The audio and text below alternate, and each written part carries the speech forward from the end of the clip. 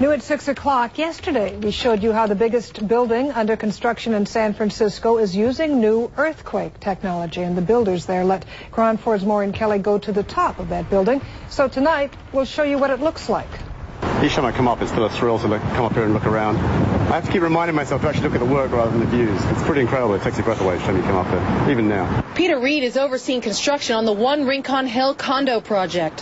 Here's where we're standing, the 59th floor, the highest any news crew has been allowed, partly because it didn't exist until recently.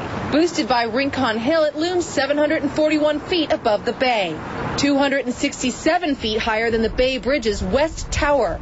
I've been tracking its skyward trek from Potrero Hill, going backwards so you can see its progression. Every 3 days we put another floor on, and every 3 days we put another band of exterior cladding on, which I believe is the fastest that's been done on the West Coast. Over 300 workers are erecting this tower, which is the tallest residential building west of the Mississippi. It's taking over 87,000 tons of concrete, and if you were to lay out all of the rebar end to end, it would reach, as you can see here, courtesy Google Earth, from San Francisco to Lubbock, Texas. This will be someone's living room, so this will actually be the view that they'll get from their living room. And the views are spectacular. We could see Mount Diablo on one side, the Golden Gate Bridge on the other. And we tower over our nearest neighbors. While it's not the tallest building in San Francisco, it looks straight at its rivals, the Transamerica Pyramid and the Bank of America building. But those views come at quite a price. The view behind me costs somewhere in the neighborhood of $2.5 million. But you can't buy it. It's already been sold. That's not the only one. 90% of the building has already been spoken for. To preserve the views that are bringing in the big bucks, the architects chose curtain walls, which means floor-to-ceiling windows.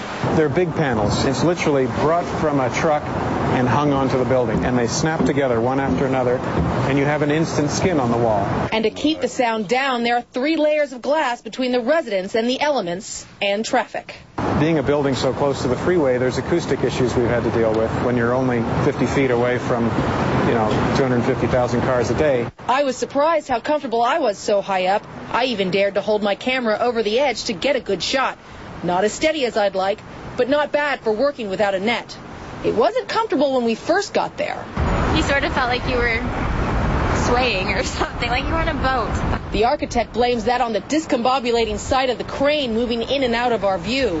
Whatever the sensation was, it went away quickly, and all we were left with was the cold breeze and the delicious sight of the fog rolling in. In San Francisco, Maureen Kelly, Cron 4 News.